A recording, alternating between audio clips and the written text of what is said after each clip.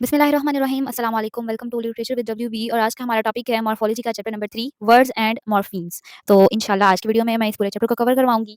तो in this video we are going to discuss about parts of words, based form and affixes, morphemes, bounds and free morphemes, affixes and typology of affixes, prefixes, suffixes and affixes. Without any एनी delay डिले आज के इस video को शुरू करते हैं। तो जो हमारा आज का पहला टॉपिक है वो है पार्ट्स ऑफ वर्ड। ठीक है, अब पिछले वाली वीडियो में इसके बारे में हम लोग डिस्कस कर चुके हैं कि मॉर्फीम्स होते हैं। ठीक है, और किसी भी वर्ड की डिफरेंट मॉर्फीम्स हो सकती हैं। अगर हम उसको डिवाइड करना चाहें तो वो डिवाइड हो सकते हैं। तो इसी में भी हम लोग इसी के बारे में बात कर रहे हैं। यहाँ पे वर्ड है रीप्राइवेटाइज। ठीक है, ये वर्ड रीप्राइवेटाइज है। यहाँ पे जो इसका रूट वर्ड है वो कौन सा, प्राइवेट। ठीक है, लेकिन अगर हम इसको अफिक्सेस इसमें ऐड कर देंगे तो ये वर्ड चेंज हो गया है। मॉर्फोलॉजी में हम लोगों को सबसे पहले किसी भी वर्ड की स्टडी करने के लिए उसको देखना पड़ता है कि इस वर्ड में मॉर्फीम्स कितने हैं। उसको हमें डिफरेंट मॉर्फीम्स में डिवाइड करना पड़ता है, देखना पड़ता है कि इसमें कितने मॉर्फीम्स हैं, सफिक्स कौन सा है, उसका प्रीफिक्सेस कौन सा है। तो ये सारी चीज़ें देखने के लिए वर्ड्स को पहले हम लोगों को डिफरेंट पार्ट्स में डिवाइड करना पड़ता है। तो सबसे पहले हमारे पास जो है, अब पिक्चर में हम लोग अगर देखें तो वर्ड है रीप्राइवेटाइज। ठीक है, ये हम लोगों ने ब्रेक डाउन कर लिया वर्ड को डिफरेंट मॉर्फीम्स में, और उसकी जो रूट वर्ड है वो क्या है, प्राइवेट। ठीक है, आइडेंटिफाई हो गया कि रूट जो है वो हमारे पास क्या है, प्राइवेट।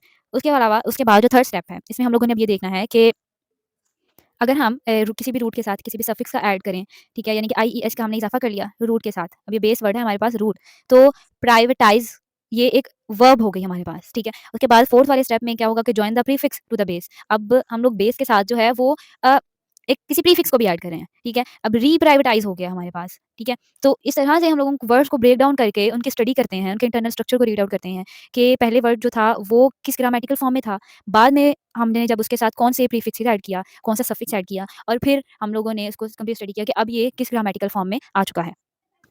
उसके बाद हमारे पास जो नेक्स्ट है वो है बेस फॉर्म एंड अफिक्सेस। अब यहाँ पे हमारे पास इतनी इतनी लंबी सी एग्जांपल है ताकि हम इसको समझ सकें कि असल में मतलब क्या है। अब एक वर्ड में एक से ज़्यादा अफिक्सेस हो सकते हैं। ठीक है, यानी कि एक से ज़्यादा उसमें हम अफिक्सेस का ऐड कर सकते हैं। अब यहाँ पे है एंटी डिसएस्टेब्लिशमेंट अराइनिज्म। ठीक है, अब अगर हम इसको एक इसकी ट्री ट्री डायग्राम बनाएं तो ये एक बहुत ज़्यादा कॉम्प्लेक्स मॉर्फोलॉजी ट्री बनेगा इसका। सबसे पहले हम लोगों ने ये देखना है कि इसका रूट वर्ड क्या था। रूट वर्ड जो है ये है स्टैब्लिश। ठीक है, स्टैब्लिश आ गया। अब अगर हम लोग एस्टैब्लिश के साथ किसी भी सफिक्स यहाँ पर प्रीफिक्स का ऐड कर दें, यानी कि अगर हम लोग यहाँ पे प्रीफिक्स का ऐड कर रहे हैं डिस का, तो ये हमारे पास हो जाएगा डिसएस्टैब्लिश। ठीक है, अब डिसएस्टैब्लिश एक सफिक्स ऐड हो गया, उसके बाद हम लोग इसमें एक प्रीफिक्स इसका ऐड हो गया, यानी कि हम लोगों ने इसमें अफिक्सेस को ऐड कर दिया। उसके बाद अगर हम लोग अब इसमें सफिक्स को ऐड करना चाहें तो हम लोग क्या करेंगे, मेंट को ऐड कर दिया हम लोगों ने, डिसएस्टैब्लिशमेंट। अब एस्टैब्लिशमेंट जो है, एस्टैब्लिशमेंट सिर्फ एक सिंपल वर्ड, पहले एस्टैब्लिश क्या था, एक वर्ब था। अब एस्टैब्लिशमेंट हो गया है, एक किसी भी अफिक्सेस को ऐड किया हमने इसके साथ, तो ये नाउन हो गया है। ठीक है, ये एक नाउन बन गया, एस्टैब्लिशमेंट नाउन बन गया। अब डिसएस्टैब्लिश को अगर हम लोग करें डिसएस्टैब्लिश, तो वो भी एक नाउन बन गया। ठीक है, अब यहाँ पे मजीद अगर हम लोग इसमें अफिक्सेस का ऐड करें तो कंप्लीट अगर हम लोग इसकी होल की बात करें तो हमारे पास एक इसका एक नाउन सामने आ चुका है कि डिसएस्टैब्लिशमेंट अरेनिज्म। ठीक है, उसके बाद हम बात करते हैं मॉर्फीम की।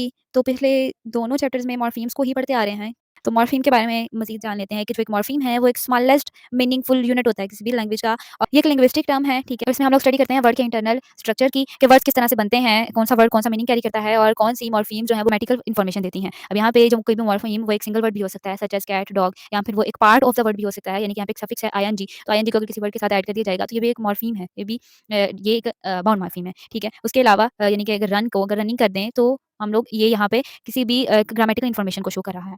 इसके अलावा कुछ केसेस में जो मॉर्फीम है ये होल एक फ्रेज भी हो सकता है, for example such as not happy. ठीक है, उसके बाद जो मॉर्फीम्स हैं ये स्मॉलेस्ट मीनिंगफुल यूनिट होते हैं किसी भी लैंग्वेज के, और ये इनका एक बहुत अहम रोल होता है वर्ड्स की फॉर्मेशन में और मैसेज को कन्वे करने में। अब इनके स्ट्रक्चर को, इनके मॉर्फीम्स के स्ट्रक्चर को और फंक्शन को समझने के लिए हम लोगों को ये समझना बहुत ज़्यादा ज़रूरी है कि वर्ड्स किस तरह से बनते हैं और वो किस तरह से किसी भी लैंग्वेज में मीनिंग कन्वे करते हैं। फॉर एग्जांपल यहाँ पर कुछ मॉर्फीम्स हैं, स्विम। अब स्विम के साथ अगर हम लोग आईएनजी का इस्तेमाल कर देंगे तो वो स्विमिंग हो जाएगा। ठीक है, यहाँ पे हमारे पास दो मॉर्फीम्स हैं। कैट है, तो कैट के साथ अगर हम लोग एस का इजाफा कर देंगे तो हम उसकी जमा बना रहे हैं, उसको प्लूरल कर दिया हम लोगों ने। अराइव है तो अराइव्ड, तो ईडी लगा के हम लोग यहाँ पे इसकी टेंस को शो कर रहे हैं कि ये कौन सा टेंस है। इसके अलावा नेशन एंड इंटरनेशनल ईटीसी।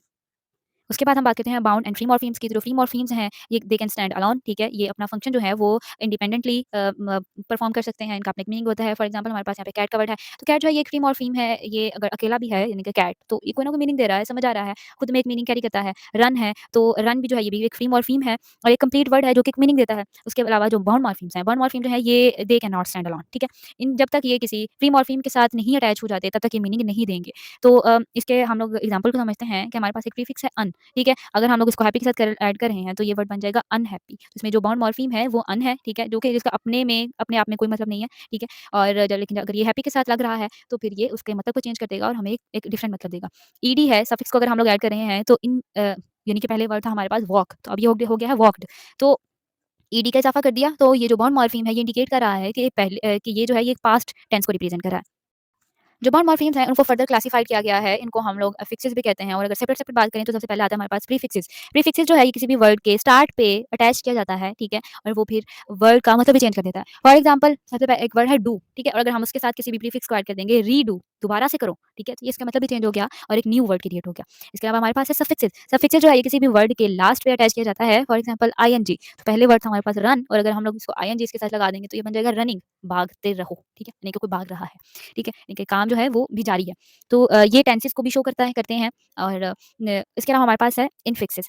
इनफिक्सेस जो है ये किसी भी वर्ड के सेंटर में आता है, ठीक है? और ये बहुत बहुत इसका कम यूज़ होता है इंग्लिश में, ज़्यादा यूज़ नहीं होता है इसका इंग्लिश में। फॉर एग्ज़ाम्पल यहाँ पर वर्ड है फैन फ्रीकिंग टेस्टिंग, ठीक है? अब यहाँ पे एक फैंटास्टिक वर्ड था उसमें एक फ्रीकिंग के वर्ड को ऐड करके तो बहुत कम है कि इनफिक्सेस जो है बहुत कम इस्तेमाल होते हैं इंग्लिश में। उसके बाद हमारे पास है सर्कमफिक्स। अब सर्कमफिक्स जो है ये भी एक टाइप है फिक्स की that surrounds that base morpheme and word, adding elements both at the beginning and at the end. ये प्रीफिक्सेस और सफिक्स की तरह नहीं है लेकिन which attach only one side of the base. जैसा कि अगर हम लोग को किसी भी वर्ड के स्टार्ट पे अगर कुछ को किसी वर्ड को ऐड कर रहे हैं तो हम उसको प्रीफिक्स कहेंगे, लास्ट पे कर रहे हैं तो हम उसको सफिक्स बोलेंगे। लेकिन ये क्योंकि उन दोनों का देखो ना सेपरेट सेपरेट एक हो रहा है एक उनका, लेकिन सर्कमफिक्स है ये स्टार्ट पे भी ऐड होगा लास्ट पे भी ऐड होगा एक साथ। सर्कमफिक्सेस भी जो हैं ये इंग्लिश में इतना कॉमनली यूज़ नहीं होते हैं। जर्मन लैंग्वेज में ये यूज़ होते हैं या फिर दूसरी अदर लैंग्वेजेज़ में ये यूज़ होते हैं। तो ये भी एक इंटरेस्टिंग फिनोमेना है लिंग्विस्टिक्स में, तो जो कि कंट्रीब्यूट करता है कि एक कॉम्प्लेक्स किस्म के वर्ड्स की फॉर्मेशन के लिए। अब टाइप्स ऑफ मॉर्फीम में हम लोगों ने ये तो देख लिया कि एक होती है फ्री मॉर्फीम, एक होती है बाउंड मॉर्फीम। अब आगे उनकी भी कैटेगरीज़ हैं। जो फ्री मॉर्फीम है उसको हम लोग वो ओपन क्लास या फिर क्लोज़ क्लास होती हैं। उसके अलावा जो बाउंड मॉर्फीम है वो डेरिवेशनल या फिर इन्फ्लेक्शनल होती हैं। अब ये जो कैटेगरीज़ हैं there are 2 categories of affixes. अब अफिक्सेस की 2 किस्म की कैटेगरीज़ होती हैं डेरिवेशनल और इन्फ्लेक्शनल। जो मेन डिफरेंस है इन दोनों में वो ये है कि जो डेरिवेशनल अफिक्सेस हैं ये किसी भी मॉर्फीम के साथ मिलके एक न्यू वर्ड को क्रिएट कर सकते हैं, ठीक है? और दैट मे और may not be the same part of the speech. लेकिन ये जो इन्फ्लेक्शनल अफिक्सेस हैं ये ऐड होते हैं at the end of the existing word, ठीक है? किसी भी वर्ड के जो लास्ट पे हम लोगों ने ऐड करना है ना इसको हम लोग इन्फ्लेक्शनल बोलेंगे और ये उसकी किसकी वजह से होगा? उसकी ग्रामेटिकल कंडीशंस की वजह से होगा कि अगर हम किसी की ग्रामेटिकल फॉर्म अगर हमें चेंज करनी है तो हम लोग वर्ड के लास्ट पे ऐड करेंगे तो हम लोग उसको इन्फ्लेक्शनल बोलेंगे। इन्फ्लेक्शनल मीन कि किसी भी टेंस को चेंज करना है कि अगर कोई प्रेजेंट में है तो उसको पास्ट में चेंज करने के लिए लास्ट पे ईडी लगा देंगे तो हमें पता चल रहा है कि हाँ इसकी टेंस जो है टेंस ही चेंज हो गया है, ठीक है? इसका एस्पेक्ट चेंज हो गया किसी भी टेंस का, तो इसको हम लोग इन्फ्लेक्शनल बोलेंगे। अब नेक्स्ट हम लोग बात करते हैं affixes and typology of affixes. अब अफिक्सेस जो है they are morphemes that are attached to a word to modify its meaning और ग्रामेटिकल फंक्शन, ठीक है? ये हम बात पहले पीछे कर चुके हैं। ये मॉर्फीम्स होती हैं, ठीक है? जो कि वर्ड्स को मॉडिफाई करने के लिए, उनके मीनिंग को मॉडिफाई करने के लिए या फिर उनका ग्रामेटिकल फंक्शन बताने के लिए हम लोग ऐड करते हैं। और इसमें 2 टाइप्स की हम लोगों को मिली थी, एक थी प्रीफिक्स और एक थी सफिक्स। प्रीफिक्स जो है वो स्टार्ट पे किसी भी वर्ड की ऐड की जाती है, सफिक्स जो है वो किसी की लास्ट पे ऐड की जाती है। अब जो टाइपोलॉजी है अफिक्सेस की ये आती है उनमें जो कि इनकी इनको क्लासिफाई किया जाता है on the basis of their form and function, ठीक है? पीछे जो हम लोग अभी पिछले वाले स्लाइड में पढ़ के आए हैं इन्फ्लेक्शनल और डेरिवेशनल अफिक्सेस। तो ये होती हैं टाइपोलॉजी ऑफ अफिक्सेस कि उनको उनकी जो उनका फंक्शन है उसके मुताबिक उनको क्लासिफाई किया जाए। सबसे पहले हम लोग बात कर लेते हैं इन्फ्लेक्शनल अफिक्सेस की। तो ये अफिक्सेस होते हैं कि ये मॉडिफाई करते हैं इसकी ग्रामेटिकल प्रॉपर्टीज़ को, ठीक है? जैसा कि सेंटेंस, नंबर या केस वगैरह को। एग्जांपल देख लेते हैं इन्फ्लेक्शनल अफिक्सेस की कि अब हमारे पास है एस को अगर हम लोग किसी सफिक्स को ऐड करना चाहते हैं एस को, तो ये एक पहले वाहिद था, उसके बाद हम उसको जमा कर रहे हैं, ठीक है? यानी कि पहले सिंगुलर था, उसके बाद हम उसको प्लूरल फॉर्म में लेके आ रहे हैं। कैट है तो वो कैट्स बन जाएगा। इसके अलावा अगर हम लोग ईडी को ऐड कर रहे हैं, तो पहले प्रेज़ेंट में था कोई भी टेंस, अब ईडी लगाने के बाद हम लोग उसको पास्ट में लेके जा रहे हैं, यानी कि उसकी ग्रामेटिकल सिचुएशन को चेंज कर रहे हैं। तो उसके टेंस को चेंज कर दिया, ठीक? तो इसको हम लोग इन्फ्लेक्शनल अफिक्सेस बोलते हैं। इसके बाद डेरिवेशनल अफिक्सेस जो हैं, these are affixes that modify the meaning of the word, ठीक है? और change its parts of speech. इसमें क्या है कि फॉर एग्जांपल अगर हम लोग किसी भी प्रीफिक्स को ऐड कर रहे हैं अन को, तो हैप्पी के वर्ड को उसने अनहैप्पी कर दिया।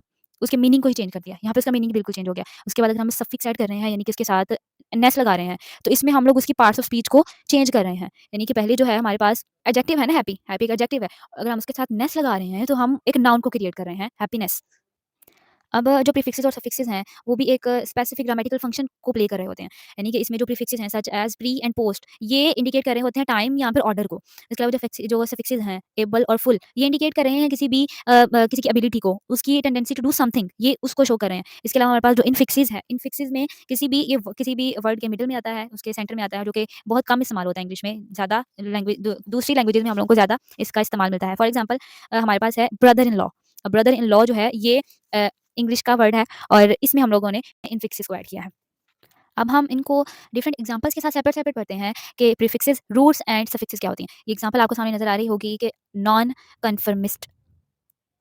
अब इन सबको सेपरेट-सेपरेट जो है वो डिवाइड किया गया है ब्लॉक्स में और नीचे उनका मीनिंग भी बता दिया गया है कि इसका मतलब क्या है। उसके बाद हम लोग इनको सेपरेट-सेपरेट देखते हैं। सबसे पहले हमारे पास है प्रीफिक्सेस। प्रीफिक्सेस जो है बताया मैंने कि मॉर्फीम है जो कि किसी भी वर्ड की बिगिनिंग में इस्तेमाल किया जाता है किसी भी वर्ड के मीनिंग को मॉडिफाई करने के लिए। फॉर एग्जांपल अगर हमारे पास है प्रीफिक्स अन तो ये किसी भी वर्ड में इसके स्टार्ट पे ऐड होगा हैप्पी के तो वो अनहैप्पी हो जाएगा जिसका कि मतलब हो निकलेगा नॉट हैप्पी। ठीक है? अब हमारे पास अगर यहाँ पर एग्जांपल्स भी हैं प्रीफिक्स है डिस। ठीक है? डिस का मतलब होता है ऑपोजिट। ठीक है? और यहाँ पर हम इसकी एग्जांपल ले सकते हैं डिस्कम्फर्ट। ठीक है? उसके अलावा हमारे पास जो बाकी यहाँ पर भी काफ़ी ज़्यादा एग्जांपल्स इन्होंने प्रीफिक्सेस की दी हुई हैं और साथ में मीनिंग भी एग्जांपल भी। उसके बाद हम रूट्स की बात करते हैं तो रूट जो है ये एक मॉर्फीम होता है जिसका अपना एक मीनिंग होता है। ठीक है? हम इसको मज़ीद फर्दर स्मॉलेस्ट यूनिट में डिवाइड नहीं कर सकते। मज़ीद हम इसको ब्रेक डाउन नहीं कर सकते। ये एक सिंगल वर्ड होता है जिसका अपना एक मीनिंग होता है।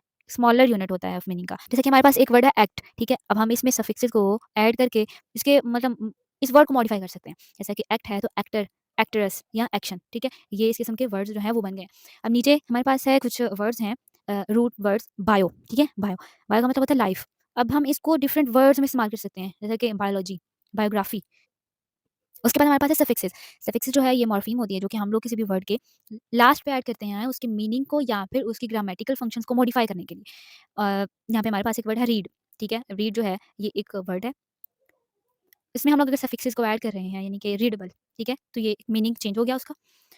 सफिक्सेस के भी नीचे काफ़ी एग्जांपल्स भी हैं, उसके मीनिंग भी हैं और देखा जाए तो हम लोग इनको देखते हैं। सबसे पहले हमारे पास है ईडी।